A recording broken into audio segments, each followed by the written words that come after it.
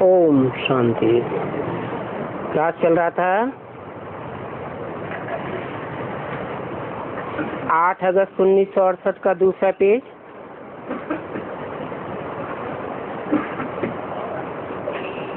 मध्य में बात चल रही थी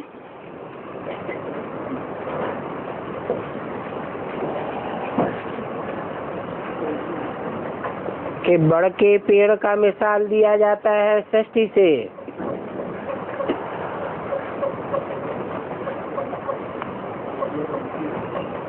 देखने में आता है सारा झाड़ खड़ा हुआ है, परंतु फाउंडेशन नहीं है।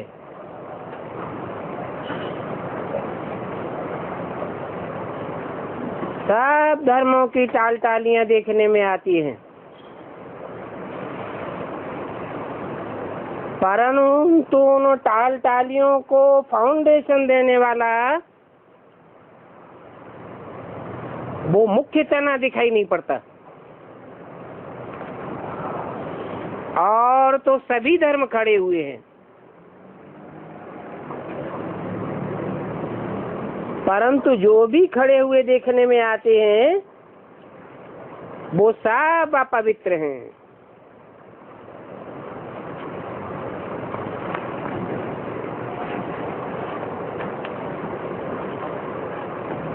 ये मनुष्य सृष्टि का झाड़ है। इसको अभी कहेंगे पतित मनुष्य सृष्टि का झाड़।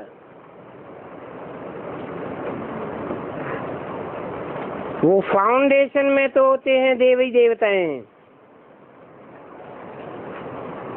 और मैं मनुष्यों को देवता बनाने आता हूँ।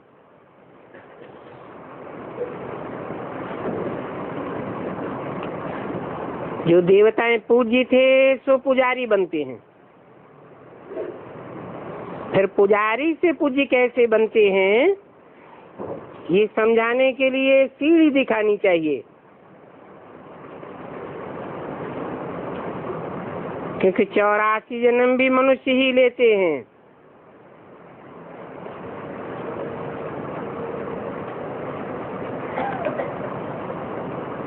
और जो भी पशु पक्षी आदि हैं, कीड़े मकोड़े कीट पतंग आदि हैं, वो 84 के चक्र में नहीं आते हैं। ऑलराउंड पार्ट नहीं बजाती हैं। मनुष्य ही 84 जन्म लेते हैं, क्योंकि और जो जीव जंतु हैं उनको ज्ञान की गहराई को समझने के लिए मन बुद्धि नहीं है।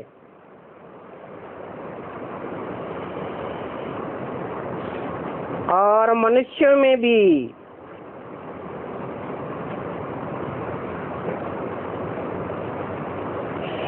जो मनन चिंतन मंथनशील हैं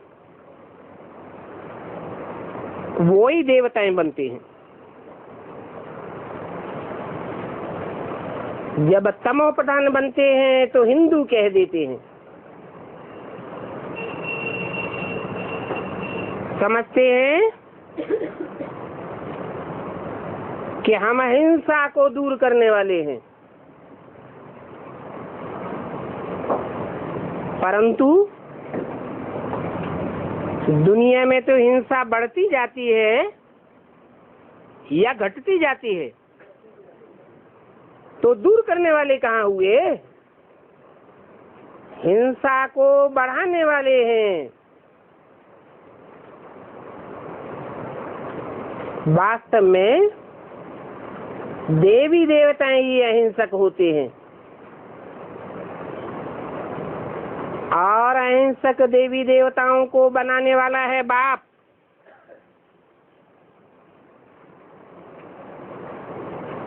जो आकर के फाउंडेशन डालते हैं आदि सनातन देवी देवता धर्म की। वो हिंदू अपन को देवी देवता नहीं कह सकते। क्योंकि पतित हैं। ये ड्रामा में सभी राज हैं, नहीं तो हिंदू धर्म कोई धर्म नहीं है। अगर है तो उसके धर्म पिता का नाम बतावे।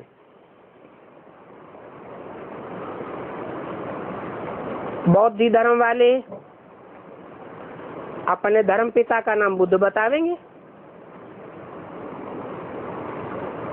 मुस्लिम मोहब्बत का मोहम्मद का नाम बतावेंगे। क्रिश्चियन से क्राइस्ट का नाम बतावेंगे। परंतु हिंदू धर्म का कोई भी धर्म पिता हो, कोई जानता हो तो बतावे। हाँ, आदि सनातन देवी देवताएं थे, आदि में भी थे, और सनातन अर्थात पुराने थे। पुराने उस समय और दूसरे धर्मखंड नहीं थे, भारत खंड ही पवित्र था। अभी भारत खंड भी अपवित्र है, तो अपन को हिंदू कहलाते हैं। वास्तव में हिंदू धर्म कोई ने स्थापन नहीं किया है। ये बात बच्चों को अच्छी रीति धारण करके समझानी है।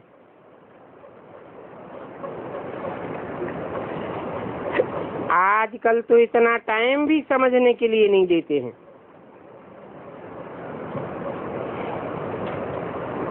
कम से कम आधा घंटा 1 घंटा देवें तो उनको पॉइंट सुनाई जाए। किसी सुनाने के लिए पॉइंट्स तो दे हैं, फिर उन ढेर पॉइंट्स में से मुख्य मुख्य पॉइंट सुनाई जाती है। पढ़ाई में भी जैसे जैसे पढ़ते जाते हैं तो फिर पहले की हल्की पढ़ाई अलिफ बे आदि वो थोड़ा ही याद करते हैं,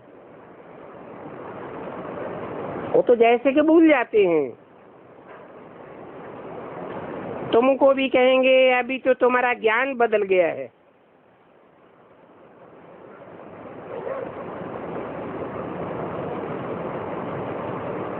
अरे पढ़ाई में जब ऊपर चढ़ते जाते हैं तो पहले ही पढ़ाई थोड़ा ही पढ़ते रहेंगे, पहली पढ़ाई तो भूलते जाते हैं।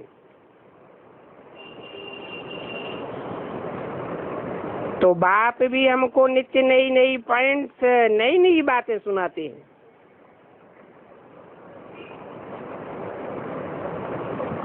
पहले की हल्की पढ़ाई थी, अभी तो बाप गुई गुई पॉइंट सुनाते जाते हैं। क्योंकि बाप ज्ञान का सागर है,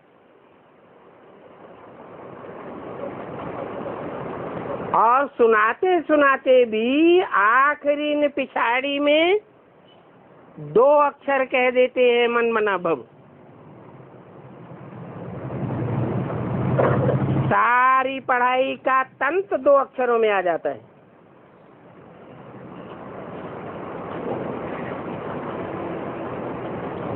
अलफ को भी समझा तो काफी है।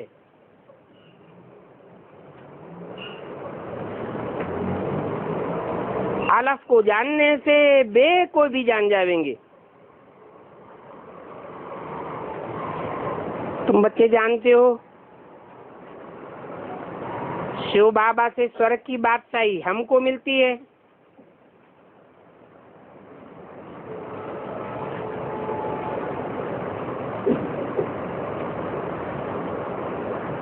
वो ऊंचे से ऊंचे बाप का ऊंचे से ऊंचे वर्षा हमको मिलता है, ये तुम जानते हो। यह भी नहीं जानता। कौन? इसके फॉलोअर्स भी नहीं जानते। बाकी और जो धर्म वाले हैं वो तो जानेंगे ही कैसे। असल वर्षे की प्राप्ति तो तुम करते हो।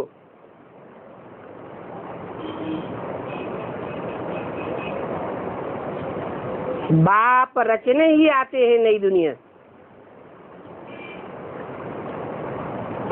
इतनी बात सिर्फ समझाओ तो भी ठीक है। और नई दुनिया का वारिसदार तुम बनते हो।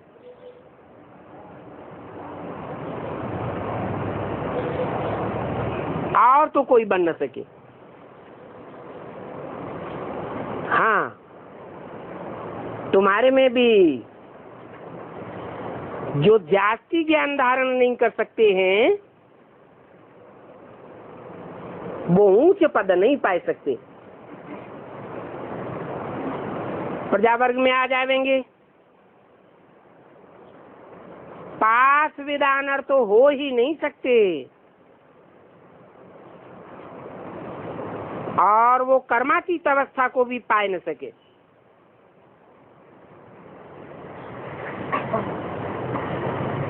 क्योंकि कर्म करते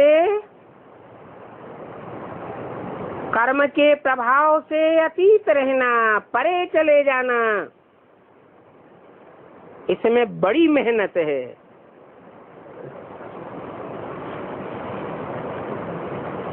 कर्मेंद्रियों से कर्म करे और कर्मों का लेप छेप न लगे।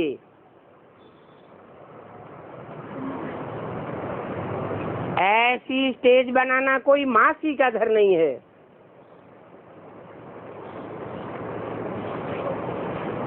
ऐसी याद की बड़ी भारी मेहनत चाहिए।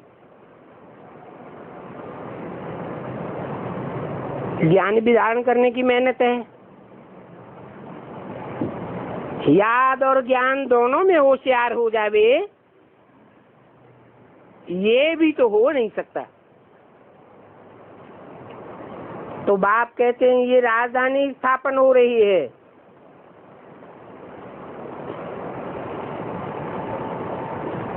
इस राजधानी में सभी नर से नारायण कैसे बन जाएंगे?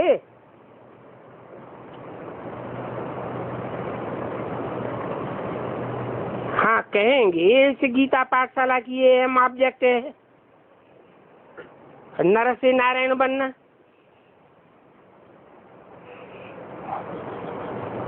नारायण तो डबल सिरताज राजाओं का भी राजा है।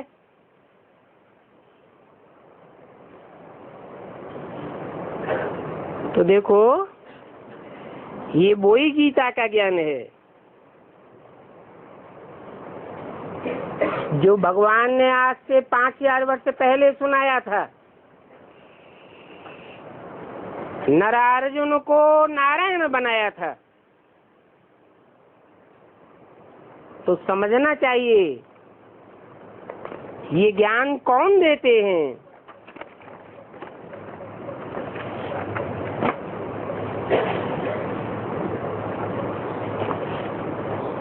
तो ये बात तो तुम्हारे सिवाय कोई जानता ही नहीं है। 8-8 की वाणी का 3रा पेज।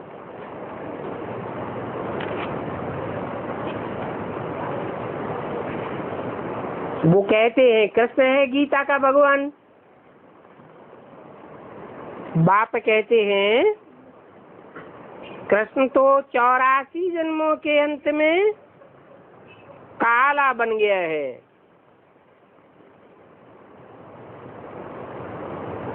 पति तो बन गया है, वो अभी ज्ञान सुन रहा है।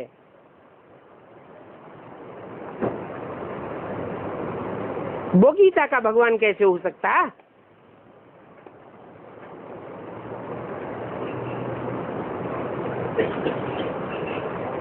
अभी तो ये दुनिया ही कब्रिस्तान है। सब देह अभिमान की कब्र में दाखिल हुए पड़े हैं।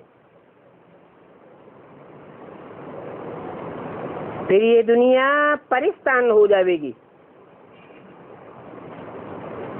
ज्ञान परियों का स्थान हो जाएगी। जहाँ ज्ञान की परियां ज्ञान योग से पंखों से जहाँ तहाँ उड़ती रहेंगी। कब्रिस्तान में काम चिच्छा पर बैठ करके काले बन गए हैं। जो सूर्यवंशी चंद्रवंशी थे वो सभी अभी काले हैं। विकारों में फंसते फंसते सीढ़ी नीचे उतरते आए। फिर उनको पुजारी से पूज्य जरूर बनना है। जानते हो ये साइंस वाले भी कितने होशियार होते जाते हैं,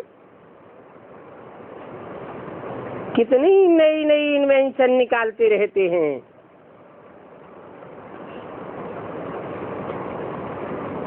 यहाँ इंडिया वाले हर बात का अकल वहां से सीख करके आते हैं। वो साइंसदान भी पिछाड़ी में आवेंगे, परंतु पिछाड़ी में चारों ओर हो हल्ला हो जाएगा तो इतना ज्ञान उठाए नहीं सकेंगे,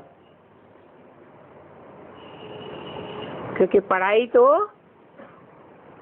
शांति में होती है। अशांति के माहौल में पढ़ाई नहीं हो सकती। हाँ, वहां भी आकर के यही इंजीनियरिंग आदि का काम करते रहेंगे।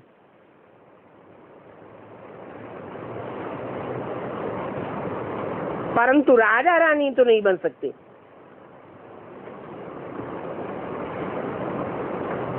इंजीनियर हो,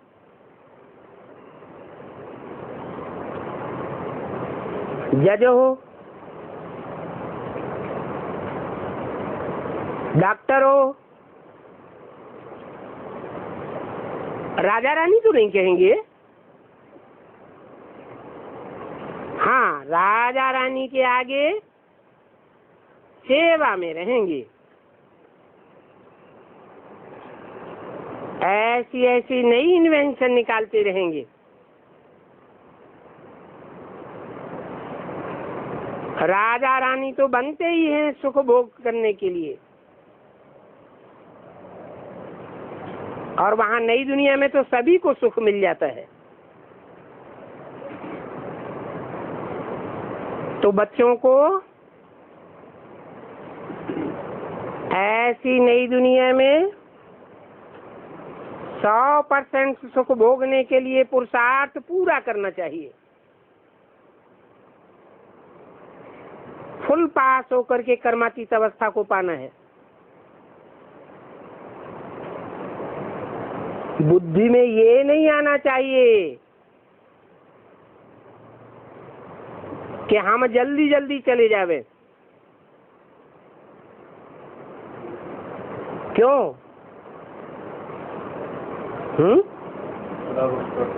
जहाँ कहीं भी जावेंगे तो वहाँ किसकी संतान होंगे?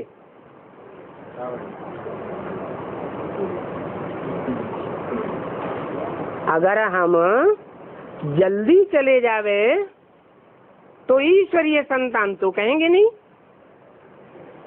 अभी तो तुम ईश्वरीय संतान हो। बाप हमको पढ़ाए रहे हैं।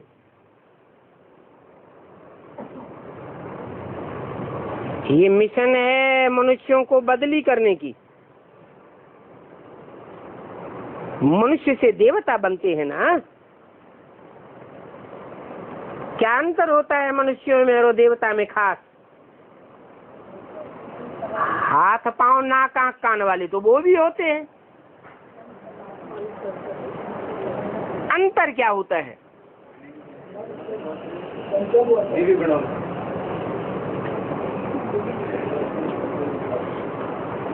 मनुष्यों का मन चलायमान होता है, इसलिए उनको कहा जाता है मनुष्य। और देवताएं स्थिर बुद्धि होते हैं, आत्मिक स्थिति वाले होते हैं और सदैव आत्मिक स्थिति में रहते हैं।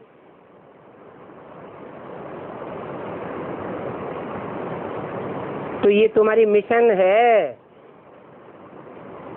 मनुष्य से देवता बनने की। जैसे बौद्धियों की, क्रिश्चियन आदि की भी मिशन होती है, वो भी चेंज करते हैं, कन्वर्ट करते हैं ना, बौद्धि बनाए देते हैं, क्रिश्चियन बनाए देते हैं, बपटाइज करते हैं ना, मुसलमान बनाए देते हैं।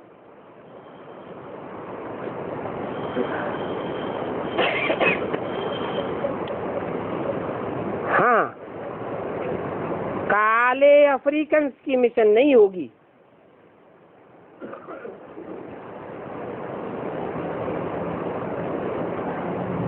काला कलूटा कौन बनेगा?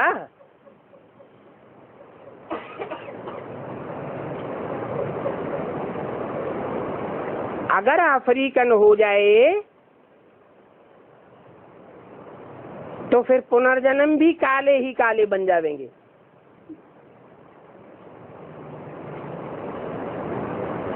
एक तो आत्मा पहले से ही काली है,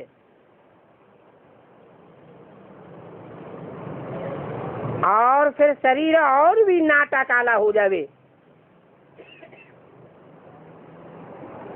ऐसा तो नहीं हो सकता।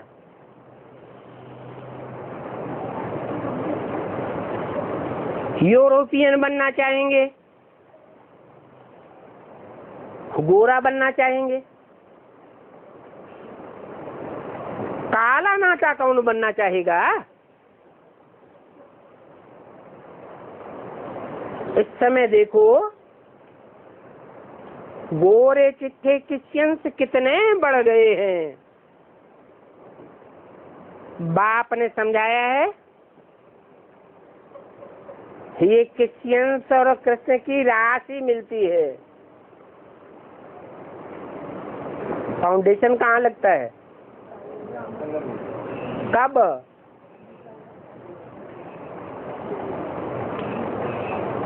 यज्ञ के आदि से ही फाउंडेशन लग गया।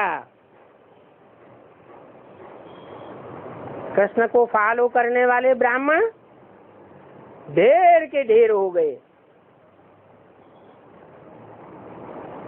चंद्रवंशी भी,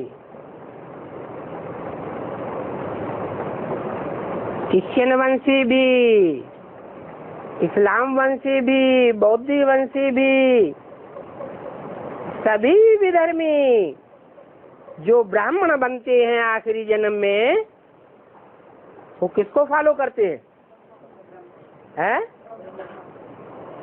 ब्रह्मा और कृष्ण को फॉलो करने लग पड़े। तो जैसे आज दुनिया में क्रिश्चियंस की संख्या बहुत बढ़ जाती है, ऐसे ही कृष्ण के फॉलोअर्स की संख्या बहुत बढ़ जाती है।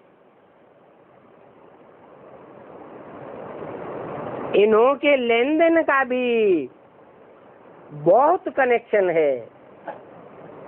किन्हों का?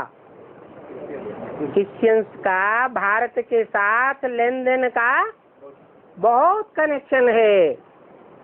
इसलिए इनकी राजधानी का नाम ही क्या रख दिया? लंदन।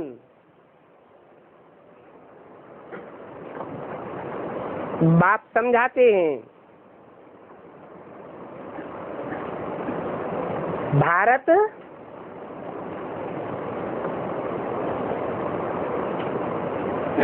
और कृष्ण, इनका भी आपस में लेन देन बहुत है। यज्ञ के आदि से ही लेन देन है।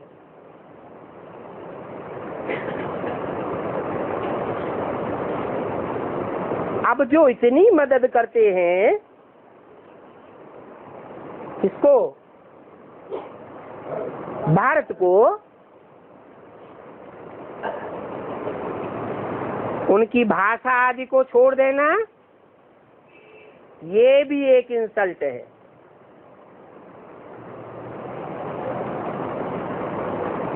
सपोर्ट करना चाहिए ना, परंतु मनुष्य है तमो प्रधान, पत्थर बुद्धि।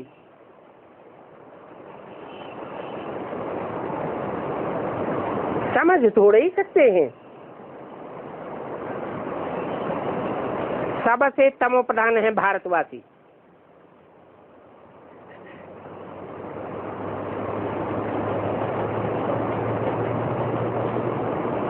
और वो तो आते ही पीछे हैं। कौन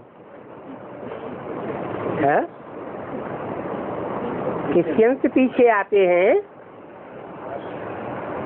या भारतवासी पीछे आते हैं? क्रिश्चियंस पीछे आते हैं। और क्रिश्चियंस की राशि किससे मिलाई? कृष्ण के साथ। तो कृष्ण वाली आत्मा भी ज्ञान में या एडवांस में पीछे आती है या पहले आती है? आज में भी पीछे आई, बेसिक में, और एडवांस में भी पीछे आती है। कृष्ण को बच्चा कहा जाता है, राम बाप को कहा जाता है। बच्चा बुद्धि जल्दी नहीं समझ सकता।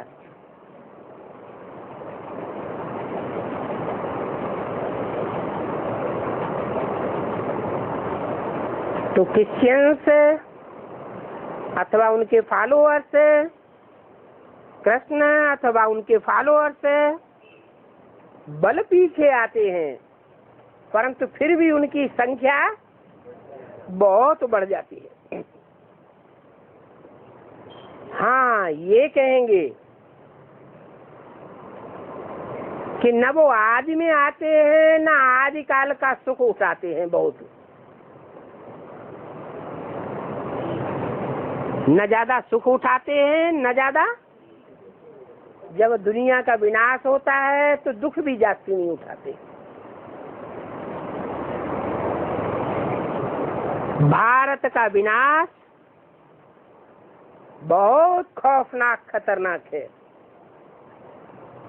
ये भारतवासी बहुत दुख उठाते हैं, तो बहुत सुख भी उठाते हैं। हाँ, ये कहेंगे कि वो क्रिश्चियंस इन्वेंशन निकालते हैं।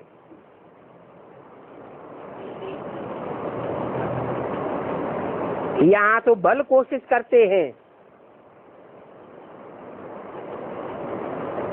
परंतु उनकी इजाद की हुई चीजें, इन्वेंट की हुई चीजें एक्यूरेट कब नहीं बना सकेंगे। माने भारतवासी नकलची होते हैं।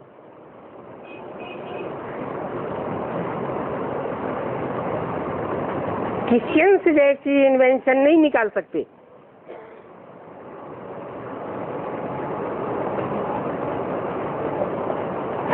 बहुत ही रिश्वत आदि लेते हैं। विलायत की चीज अच्छी होती है,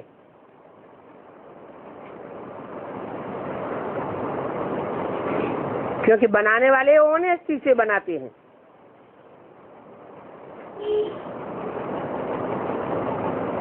यहाँ तो अभी देखो अंत में कितनी डिसऑनेस्टी है। इसलिए अथाह दुख है अनेक प्रकार के।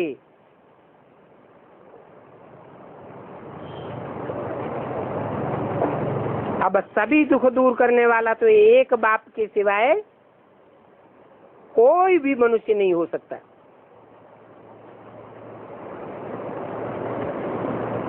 बल वो विदेशी कितने भी कॉन्फ्रेंस आदि करते हैं कि विश्व में शांति हो जावे,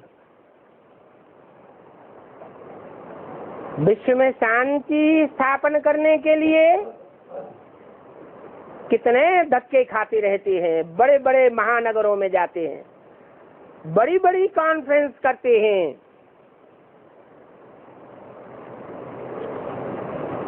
कि दुनिया में शांति हो जावे।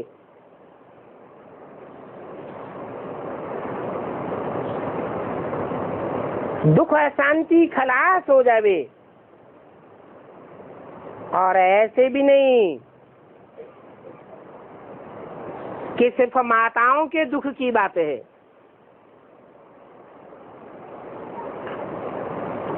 यहाँ तो इस दुनिया में अनेक प्रकार के दुख हैं। सारी दुनिया में झगड़ा मारा मारी की ही बात है। इतने तो तमो प्रधान बन गए हैं कि पाई पैसे की बात पर मारा मारी कर देते हैं।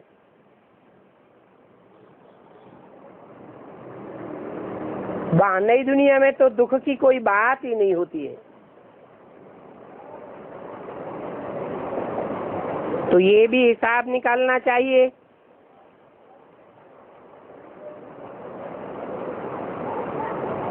कि आखिरी लड़ाई कब से शुरू हो सकती है भारत में।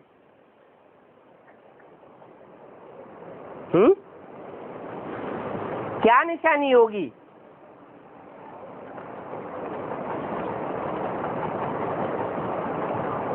कि भारत का वो खौफनाक खतरनाक विनाश शुरू हो जाएगा। अति की मारामारी शुरू हो जाएगी। स्थापना की बात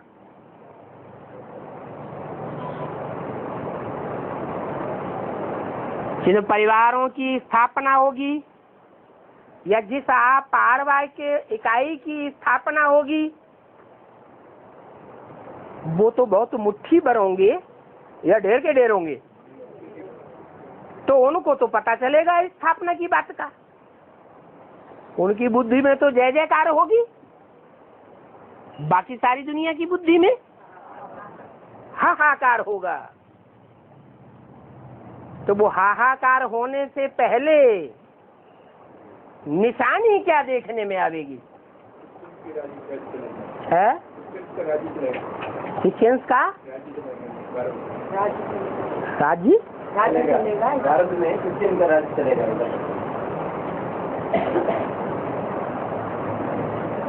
हाँ, ये तो बताया है।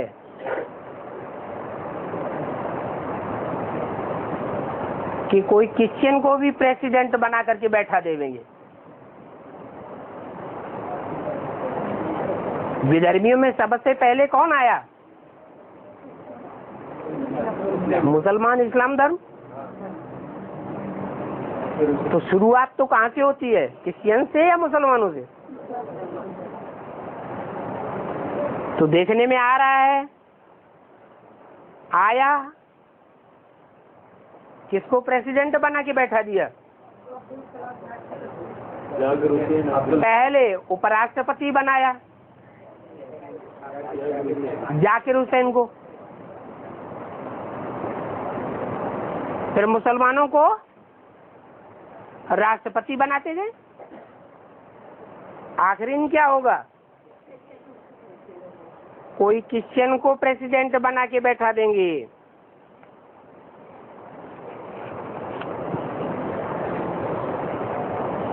परंतु बात चल रही थी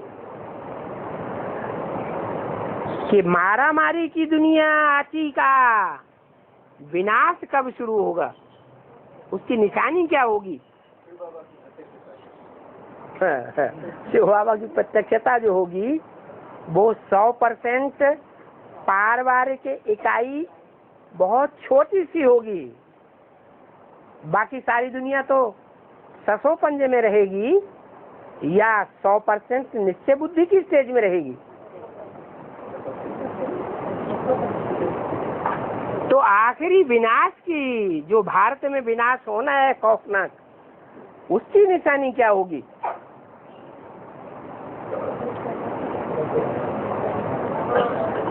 शास्त्रों में भी लिखा है, हिस्ट्री में भी आया है कि जब राजाएं बहुत पापाचारी हो जाते हैं तो राज्य में अकाल पड़ जाता है। तो पहले पहले अकाल पड़ेगा, पानी की बूंद भी नहीं मिलेगी। अभी भी देखने में आता है जमीन के अंदर पानी नीचे जा रहा है या ऊपर मिल रहा है? नीचे जा रहा है।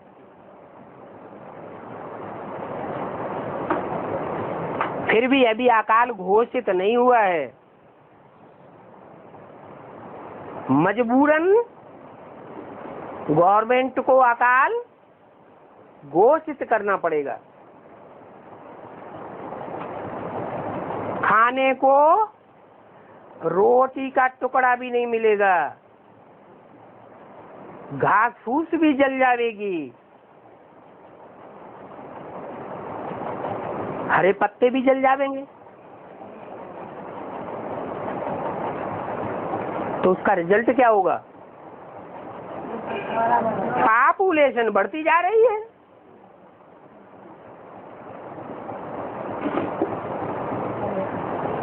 रसद कम होती जाएगी। बल कितने भी भंडार जमा करके रखे हुए हैं, फिर मारा मारी हो जाएगी। किस बात के पीछे? अन्न के भंडारण के पीछे।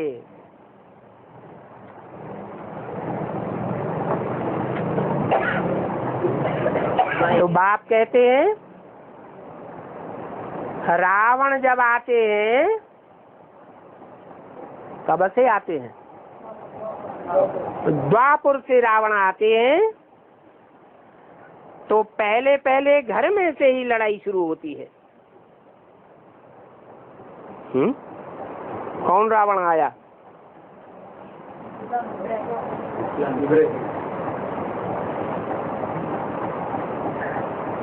पांच विकारों में काम विकार ही सबसे जास्ती रुलाने वाला है।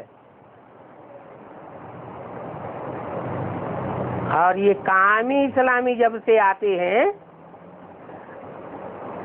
तो जो भारत में आते हैं कि विदेश में आते हैं? इब्राहिम ऊपर से उतरेगा तो दुनिया में जनरेशन कहाँ होती है? विदेश में जनरेशन होती है उस समय? भारत में ही जनरेशन होती है। किसकी जनरेशन होती है उस समय?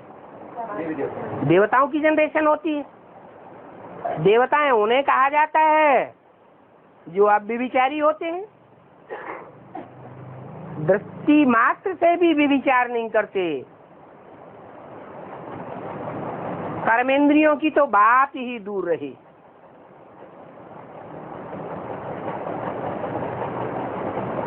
परंतु वो तो सतयुग के आदि की बात है, संपूर्ण देवताओं की बात है। 21 जन्म पूरे होते हैं, त्रेता का अंत होता है।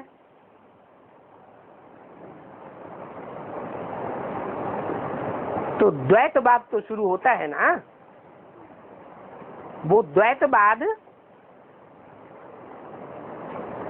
का सूत्रपात करने वाला कामी इस्लामी निमित्त बनेगा या काम क्रोध लोभ मोह अहंकार को पैदा करने वाला कोई और भी बाप है? वही है, गधा है। अच्छा, पक्का पहचान लिए।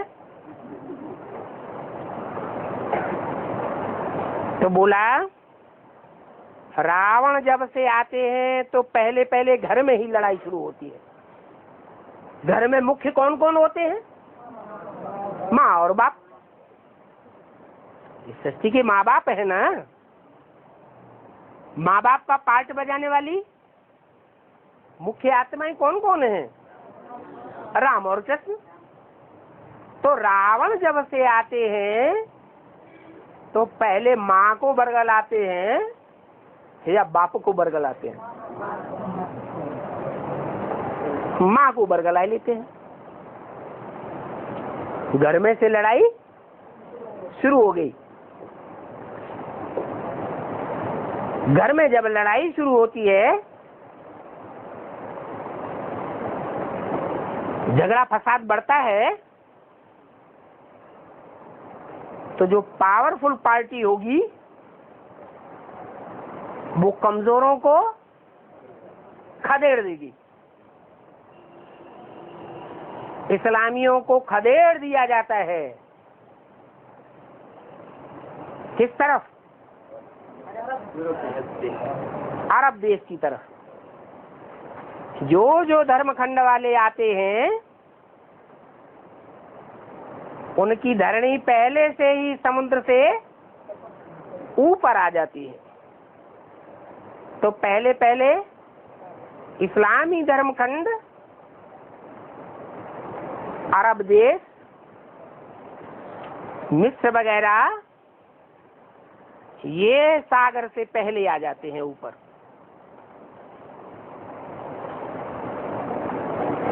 वहां उनको खदेड़ दिया जाता है। यहाँ तो उनका उतना व्यभिचार पनप नहीं सकता, वहां जाकर के स्वतंत्र हो जाते हैं। कौन? इस्लामी।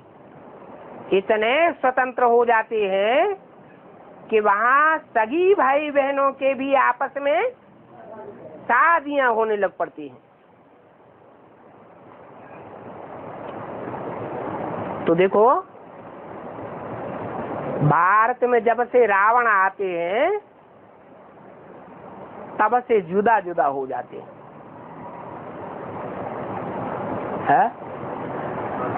राम की सीता चुराई गई होगी तो एक राम की बात होगी, एक सीता की बात होगी, या अनेकों की बात होगी? अनेकों की बात है। और ऐसा जघन्य अपराध त्रेता के अंत में होगा क्षत्रियों की दुनिया में,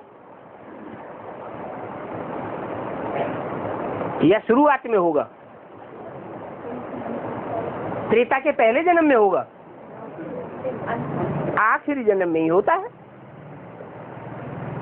रावण आते हैं और घर में ही झगड़ा करा देते हैं,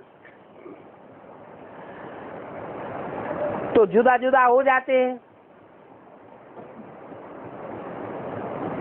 क्या?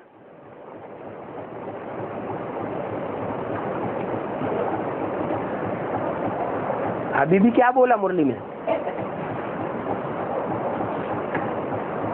तुम बच्चे बाप दादा को अलग अलग करते हो और बाप दादा फिर मिलकर के एक हो जाते। ये कलप कलप ये चक्कर चलता ही रहता है और यहाँ शूटिंग होती रहती है। तो देखो, आपस में ही लड़ मरते हैं, अपना अपना प्रोविंस अलग अलग कर देते हैं। ब्राह्मणों की दुनिया में ये शूटिंग कब हुई है?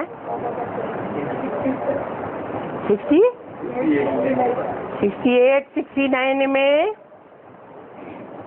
जब शरीर छोड़ दिया ब्रह्मा बाबा ने, मम्मा ने,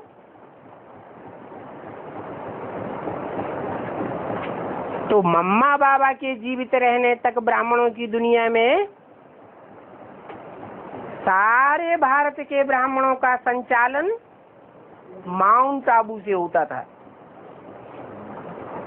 फिर जब उन्होंने शरीर छोड़ दिया तो क्या हुआ? सब ने अपना अपना प्रोविंस बांट लिया। यहाँ की जोनल इंचार्ज ये, वहाँ की जोनल इंचार्ज वो, अलग अलग जोनल्स में ब्राह्मणों की दुनिया बट गई। तो देखो शूटिंग पीरियड में ही अपना अपना प्रावंश अलग अलग कर देते हैं। तो क्या कहेंगे, उस समय कौन सी युग की शुरुआत हुई? द्वैतवादी युग, द्वापर युग की शुरुआत हो गई। जब द्वापर की शुरुआत होती है तो विदेशों में सेंटर खुलना शुरू होंगे या नहीं होंगे? है, विदेशों में सेंटर खुलना शुरू हो जाते हैं। पहला सेंटर खुलता है लंदन में।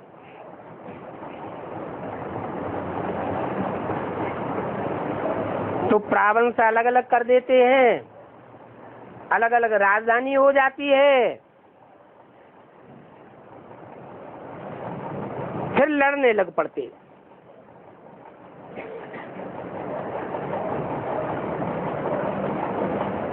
फिर बाहर वाले आते हैं।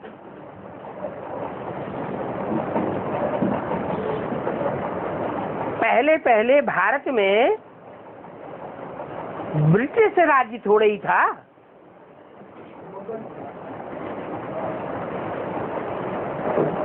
विदेशियों में पहले किसने राज्य आकर के करना शुरू किया? मुगलों से भी पहले। भारत में पहले चढ़ाई की आज से ठीक 1200 साढ़े 1200 वर्ष पहले, जब कलह कलेश कलयुग की शुरुआत हुई, उस समय मोहम्मद बिन कासिम ने पहला आक्रमण किया।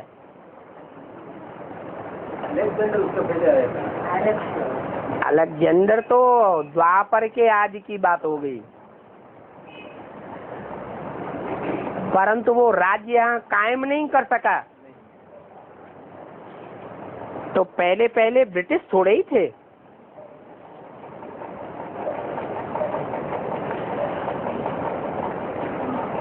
वो क्रिश्चियंस तो बीच में आकर के रिश्वत आदि दे करके अपना बना लेते हैं।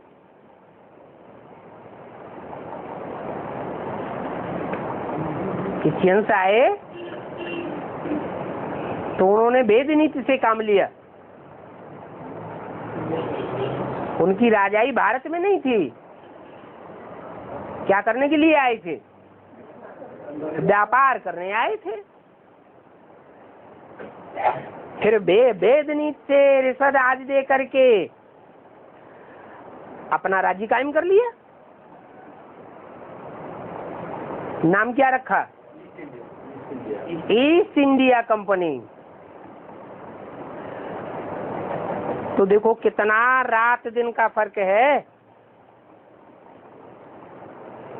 आधा कल्प है दिन और आधा कल्प है रात।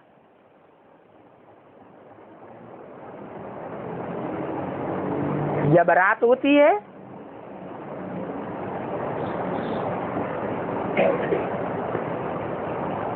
तो सूर्य छिप जाता है, और दिन होता है तो सूर्य उदय हो जाता है। ब्रह्मा का दिन और ब्रह्मा की रात गाई हुई है। कहाँ का गायन है? संगम युग में ही ब्रह्मा होता है, संगम युग में ही ब्राह्मण होते हैं, संगम युग में ही ज्ञान सूर्य उदय होता है।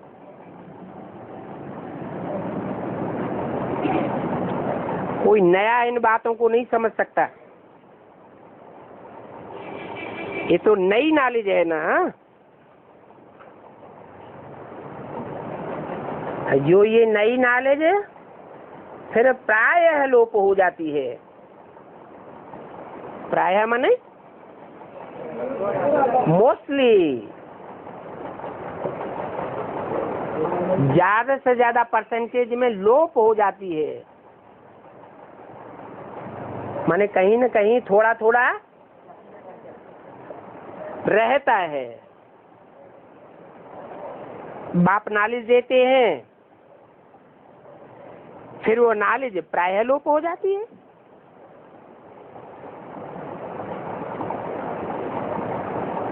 ये एक ही पढ़ाई है जो एक ही बार बाप से मिलती है,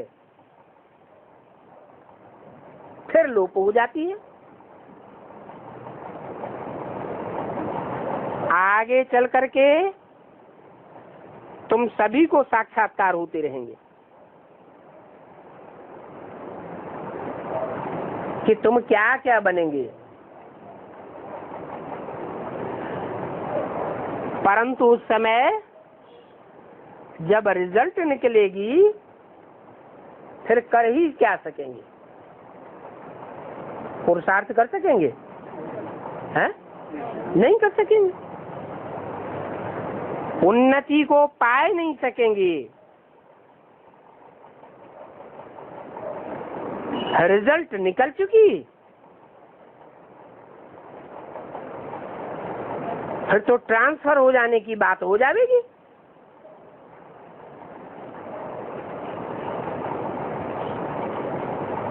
फिर बहुत ऐसे निकलेंगे जो रोएंगे पीटेंगे।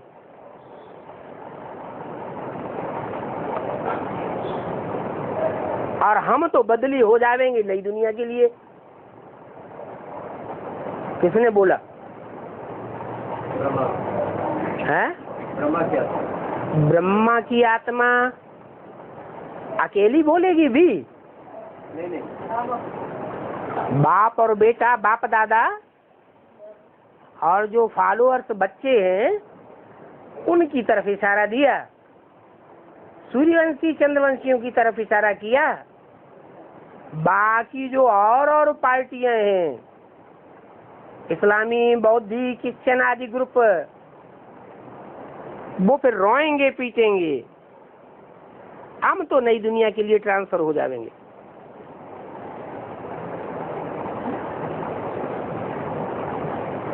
अभी तुम लोग मेहनत करते रहते हो कि जल्दी आवाज निकल जाए, फिर जब आवाज निकल जाएगी फिर आप ही सेंटर्स पर भागते रहेंगे।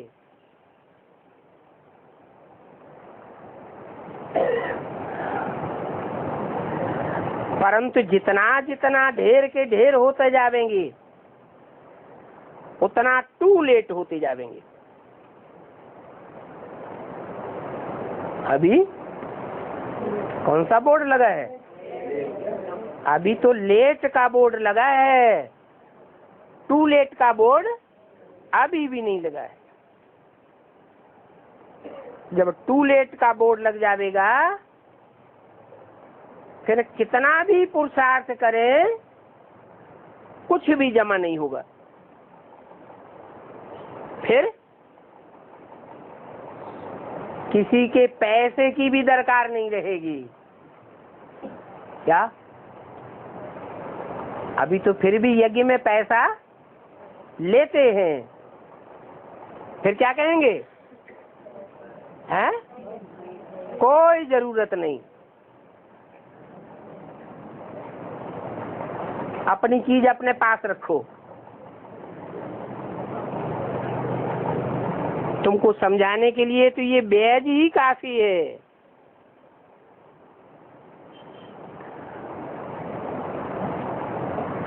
और ये बैज तुम्हारा कोई स्थूल बैज नहीं है। कौन सा बैज है? ये बुद्ध रूपी पॉकेट में रखने का बैज है। बुद्धि में ये बात बैठी हुई हो कि त्रिमूर्ति शिव का पाठ कैसे चलता है, त्रिमूर्ति शिव संसार में कैसे प्रत्यक्ष होते हैं। बाप का परिचय बुद्धि में बैठा, फिर अपने आप ही भागते रहेंगे। अगर कोई की बुद्धि में समझाने से बाप का परिचय नहीं बैठता त्रिमूर्ति बाप की बात बुद्धि में समाती नहीं है, तो समझ लेना चाहिए ये आत्मा हमारे कुल की नहीं है। पीछे पड़ कर के इसको ढेर का ढेर समझाते भी रहेंगे तो बाद में हमको धोखा दे जाएगा। अंत तक बाप का साथ निभा नहीं सकता।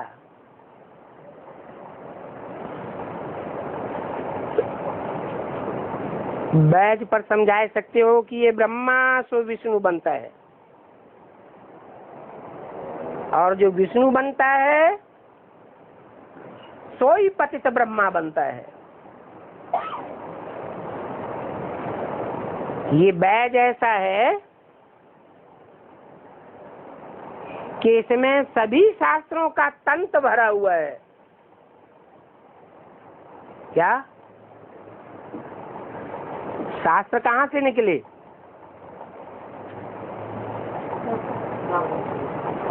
शास्त्र निकले चित्रों से।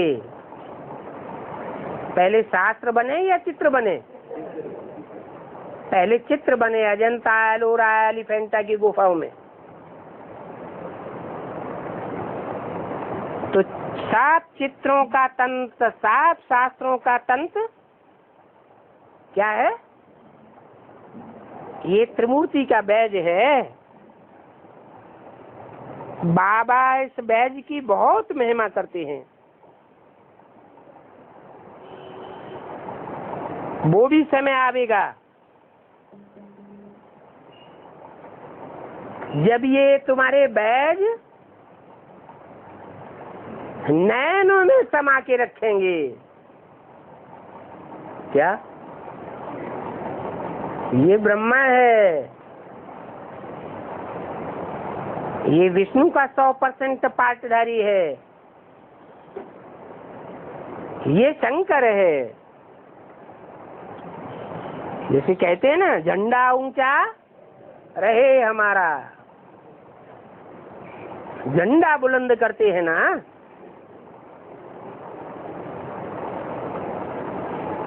तो ये सब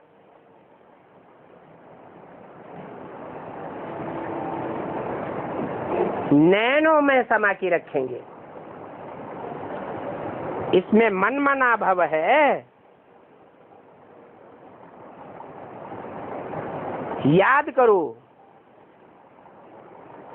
कि हम तो यह बनेंगे। क्या बनेंगे? हैं? बैज के चित्र में क्या याद करो कि हम क्या बनेंगे? है? ब्रह्मा बनेंगे, शंकर बनेंगे या विष्णु बनेंगे?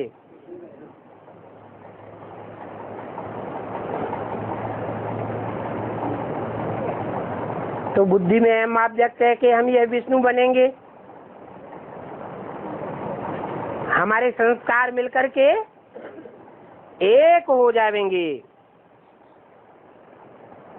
फिर हम ही 84 जन्म लेंगे। जिनके यहाँ संस्कार मिलकर के एक हो जाएंगे तो कितने जन्म लेने वाले बनेंगे? पूरे पक्के 84 जन्म लेने वाले बनेंगे।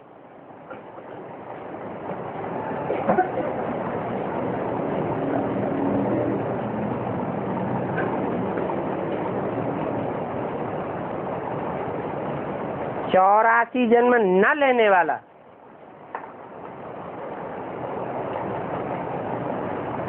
देवी देवता सनातन धर्म का हो नहीं सकता।